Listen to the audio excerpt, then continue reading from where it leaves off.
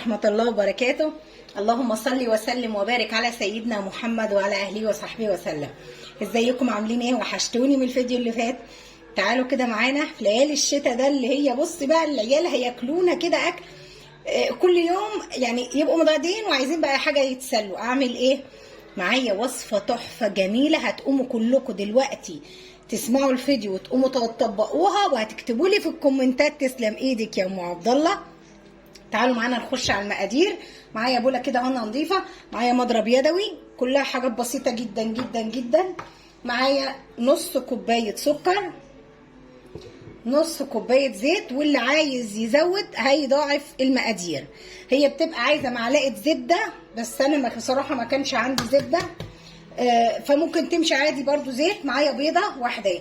اللي عايز يزود الكميه زي ما قلت لكم هيضاعف المقادير. ادي الفانيليا عشان البيض، وطبعا هننزل بمعلقه خل واحده عشان في بيض،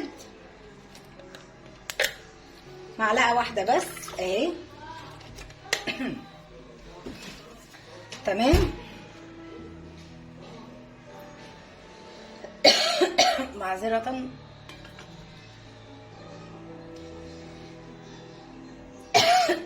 نبتدي نقلبهم كويس قوي بالمضرب. طبعا انا بعمل لكم وصفات دلوقتي كلها لا بستعمل لا خلاط ولا مضرب ولا عجان، وانا ما عنديش عجان ان شاء الله باذن الله هجيبه قريب. طبعا احنا مع بعض اهو هنتنينا نقلب كده. انا عايزه ادوب السكر قوي، يعني نجاح برضو نجاح الوصفه انك تخدميها صح. تابعوا الفيديو للاخر، ما تنسوناش في لايك يا جماعه. انا بلاقي المشاهده حلوه بس اللايك ضعيف جدا. اللايك هو اللي بيرفع الفيديو. كل اللي بيتفرج علينا يحط لايك، يحط لايك وكومنت حلو كده زيكم بناتنا الحلوين الامامير. صدقوني والله الغلا اللي احنا فيه والله العظيم حرام حرام. اي واحده تنزل تشتري حاجه دلوقتي من المخبز يعني هتجيبي ب 30 40 جنيه ب 20 جنيه، عيالك مش هيشبعوا اصلا، مش هياكلوا. طب لو انت عملتي بمقادير بسيطه جدا في البيت وما شاء الله يتعشوا ويفطروا، يعني عارفه حاجه حلوه يعني في البيت اهو. دوبتها، انا بحاول ادوبها قوي قوي قوي. برضو زي ما قلنا يا جماعه اللي عايز كميه اكتر يضاعف. انا حطيت نص كوبايه زيت، نص كوبايه سكر، بيضه، الفانيليا كده لغايه كده. تمام قوي. تمام. تعالوا معانا نعمل ايه بقى. معانا المكون السحري الجميل اللي هيديها كده بصراحه. انتوا ان شاء الله هتقوموا تطبقوها وهتقولي تسلمين. معايا هنا اهو نص كوبايه سوداني انا جايباه، يعني هو كان محمص ريحته حلوه قوي قوي. ضربته في الخلاط بس ما ضربتوش قوي عشان الزيت بتاعه ما ينزلش. ضربته في الكبه عشان الخلاط بتاعي بس بايظ، فممكن كبه الخلاط عندك. وانا ضربته بقى هنا اهي في الكبه دي. ريحته جميله جميله والله، يا ريت نفسي تقوموا وتجربوه. معايا برده هنا ربع كوبايه سمسم. والله العظيم يا جماعه انا سمعت دكتور اقسم بالله كان بيدي 10 وصفات يعني عشان الاطفال اللي بيذاكروا واللي في الكليات وتنبيه الذاكره. قال لك الاساسي المكسرات، وقال طبعا احنا عشان عارفين المكسرات غاليه جدا علينا، غاليه.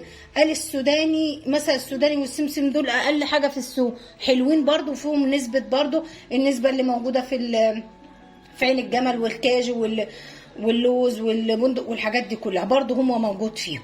يعني ما حدش يجي يقول انا معيش اجيب مكسرات، لا هاتي سوداني يا اختي وهاتي سمسم.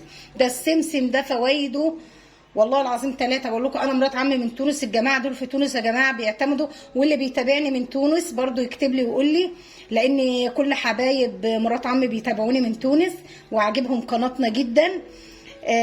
وبيكتبوا لي برضو في الكومنتات قد ايه هم بيعتمدوا على الحاجات الطبيعيه. يعني عندهم السمسم ده حاجه زي الذهب كده. تقول لك نطحن السمسم ونعمله بالعسل الابيض ويعملوه كور كده، ما هم بيطحنوه بقى بالعسل ويعملوه كده كور وياكلوه للولاد، بيقولوا تحفه. هي بتقعد تحكي لي وتقول لي لا لا لا احنا عندنا هناك الاساس الاعشاب والزيوت دي حاجات صحيه واساسيه. اهي زي ما انتم شايفين كده. انا كنت مجهزه معايا الميه، راحت فين؟ هجيبها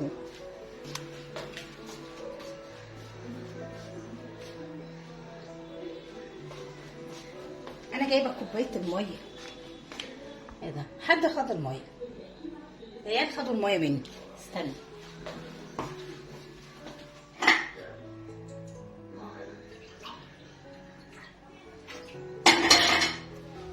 جبت نص كوبايه ميه اهي، بس مش هدلقها كلها ماشي اهي، هدلق بس عشان لسه ايه تبع معايا. بقى هنا انا نخله، انا بس بظبط الكاميرا. نخله يا جماعه هنا نص كيلو دقيق، يعني 3 كوبايات ونص. لو انتوا عايزين كميه اكبر هتضاعفوا المقادير وتحطوا كيلو دقيق، انما عايزينها مثلا هتعملي على قدكم يعني وكده وتجربيه الاول. يعني مثلا عايزه تجربيه الاول وتشوفي اعملي في نص كيلو دقيق وبيضه والسمسم والسوداني ده، ومش هتندمي ان شاء الله باذن الله. زي ما قلت لكم 3 كوبايات دقيق اهم ونص، ومعايا الكيس بيكنج باودر هحطه عليهم اهو.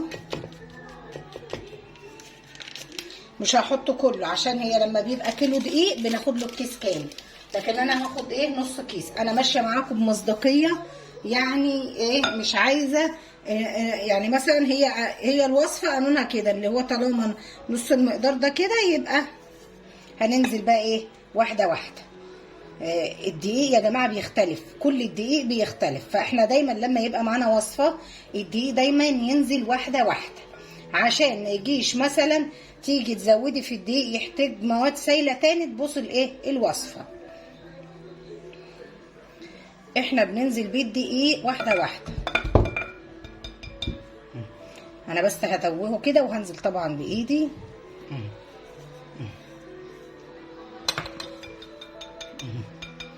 انا ما نزلتش طبعا بكوبايه الميه كلها، بنص كوبايه تمام. ابتدي بقى انزل انا اهو. هنديها بس شويه الميه دولت عشان هي تبقى الوصفه فيها نص ايه نص الكوبايه. وطبعا الدقيق فاضل لسه فيه. هناخد الريحه، والله العظيم ما اقدر اوصف لكم الدقيق، الريحه طالعه تحفه تحفه تحفه.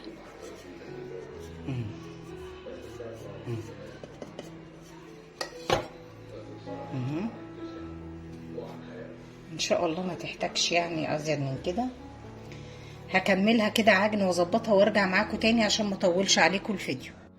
ورجعت لكم تاني حبايبي. بصوا بقى ما شاء الله اهي بقت جميله. عجناها كده، طبعا شلت المفرش اللي هنا عشان اعرف ايه اشتغل، وجبت صينيه قمت دهناها شويه زيت كده بالفرشه، وهنبتدي اعمل معاكم. بصوا بقى بس نحاول نخلي المقاسات يعني عشان تبقى كلها قد بعضها تمام كده اهي.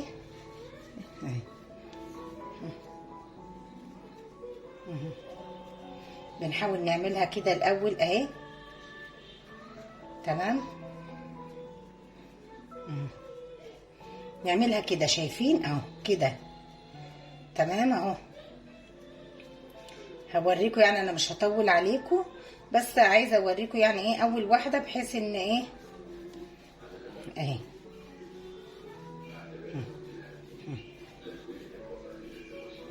عشان بس تبقى كلها مقاس واحد.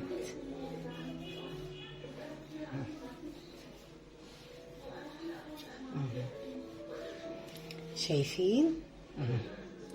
هنبتدي بقى نقوم جايين عاملين ايه، هقوم عاملاها كده واقوم جايبه دي كده، ونرجع تاني نجيب دي كده، ونقوم جايبين دي كده زي الضفيره تمام.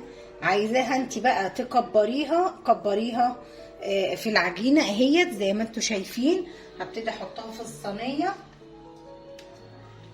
واعمل واحده كمان، هعمل معاكم واحده كمان حلوه. كبرتها برضو عشان اوريكم التانيه معايا اللي هي الصغيره، هوريكم اللي هي ايه حته كبيره شويه.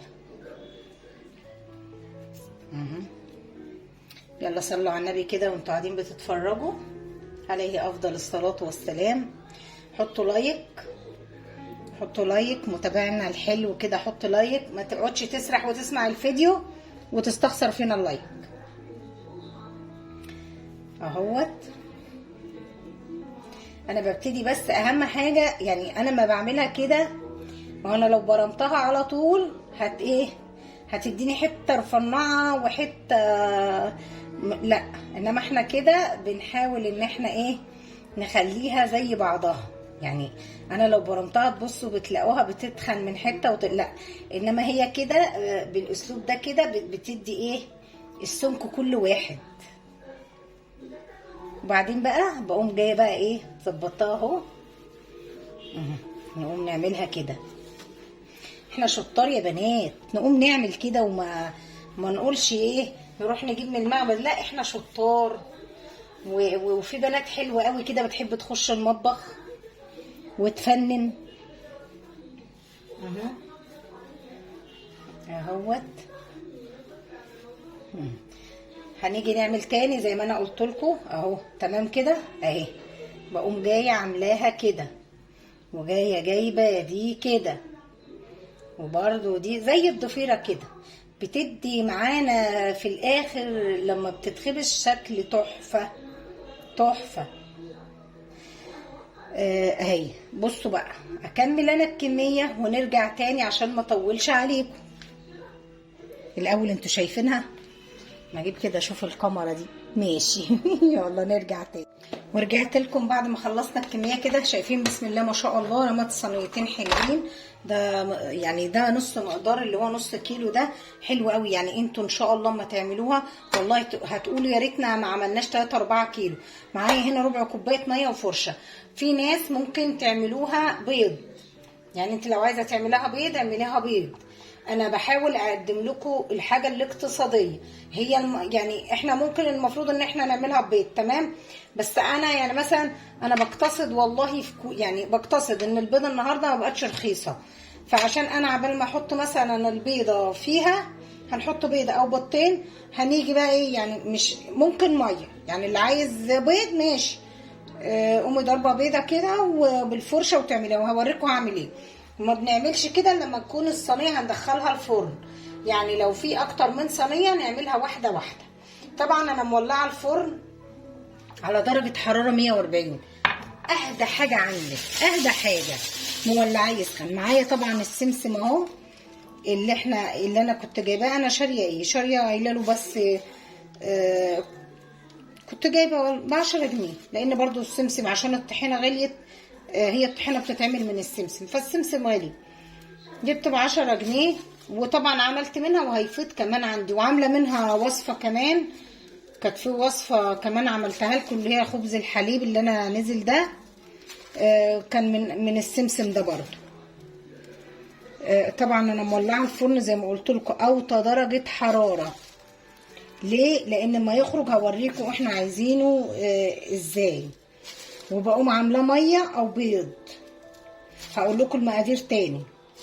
نص كوبايه زيت، نص كوبايه سكر، بيضه عليها طبعا رشه الفانيليا، نص كوبايه ميه، 3 كوبايات ونص دقيق، يعني نص كيلو دقيق، وعليها نص كيس بيكنج باودر. عجلنا دولت مع بعض كويس قوي. لو انت عايزه اكتر هتضاعفي المقادير اللي انا قلت لك عليها دي، وبرده انا بكتبها لكم في صندوق الوصف. اللي عايز يخش يجيبها هيلاقيها في صندوق الوصف. ما تنسوناش في لايك بقى كده، لايك يا جماعه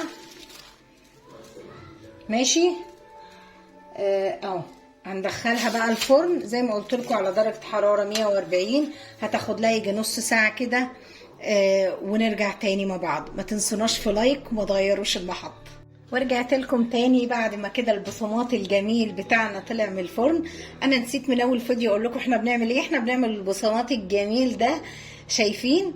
يعني عايزه اوريكم بس قد ايه. شايفين ما شاء الله عليه تحفه. اهوت طبعا مع كوبايه الشاي بلبن كده، سوا بالليل او الصبح. شايفين؟ هوريكم ده عشان كانت وقعت مني وانكسرت من كتر ما هي مقرمشه وجميله. اهي شايفين يا جماعه؟ اهي شايفين ما شاء الله عليها مستويه وعامله ازاي تحفه تحفه والله العظيم. 3 لو قمتوا جربتوها لا تندموا على انكم ما عملتوش منها 3-4 كيلو. ريحه الخبيز حلوه في البيت يا ولاد، قوموا جربوا واعملوا وما تقولوش نشتري من بره. الحاجه يعني احنا عملناها باقل التكاليف. انا بس بظبط الكاميرا اهو. عملنا ايه يعني؟ انا عملت اللي هو يعني ده نص مقدار كده صغير بيضه، نص كوبايه سكر، نص كوبايه زيت، و3 كوبايات دقيق. ولو انت هتعملي كيلو دقيق هيبقى مثلا بيضتين بس. شايفين الجمال؟ والله طعمها جميل. والريحه في البيت بقى، ريحه المخبوزات دي بتبقى تحفه. ريحه السمسم والسوداني اللي احنا حاطينه طالع جميل جدا. عايزاكم تقوموا تجربوها وتعملوها مش هتندموا. وما تنسوناش في لايك واشتراك في القناه، تفعلوا الجرس يوصلكم كل فيديوهاتنا الجديده من مطبخ سلوى. السلام عليكم ورحمه الله وبركاته.